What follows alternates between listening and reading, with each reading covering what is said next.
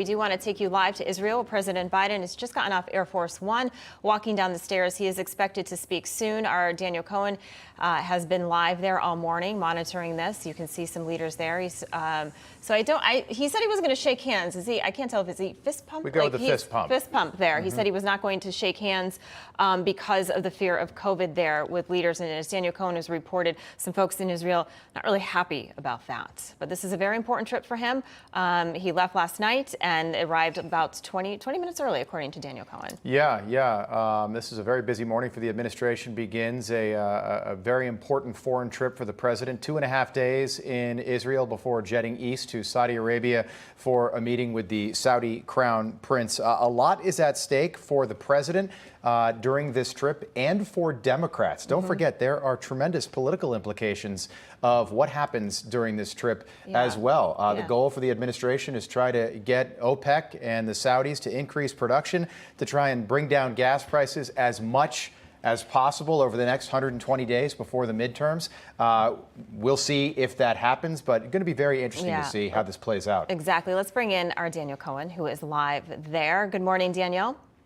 Yeah, hey guys, I'm watching what you're watching here, and President Biden fist bumps there. That's right. He did say there weren't going to be any handshakes.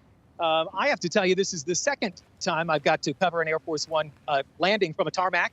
I covered George W. Bush landing at Miramar when I was a reporter in San Diego and anchor there.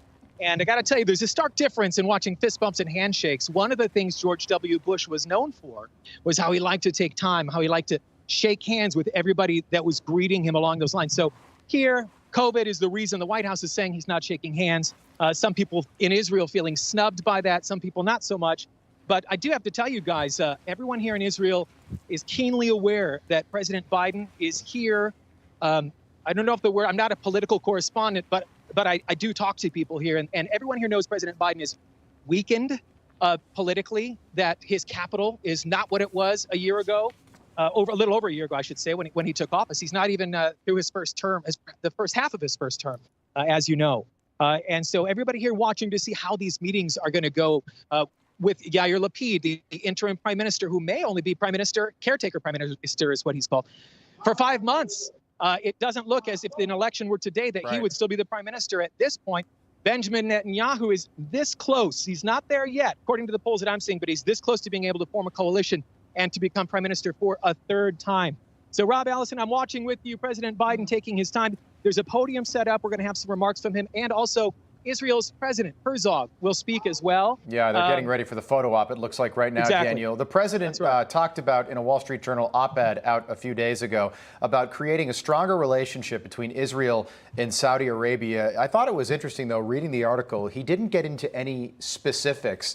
And this is an administration that, instead of choosing to pick up on the progress that the Trump administration made with, the Abraham Accords, they moved the U.S. Embassy in Israel to Jerusalem, of course, got us out of the Iran nuclear deal. It seems like all of that progress came to a screeching halt 18 months ago. What's the feeling like there in Israel? I talked to U.S. Ambassador to Israel, David Friedman, 2 days ago. In fact, I interviewed him. And he said that if President Trump were still in office, he said with confidence Saudi Arabia would have joined the Abraham Accords by now. Other Middle Eastern Muslim majority nations, possibly Egypt, which has seen warming ties with Israel, possibly could have joined as well.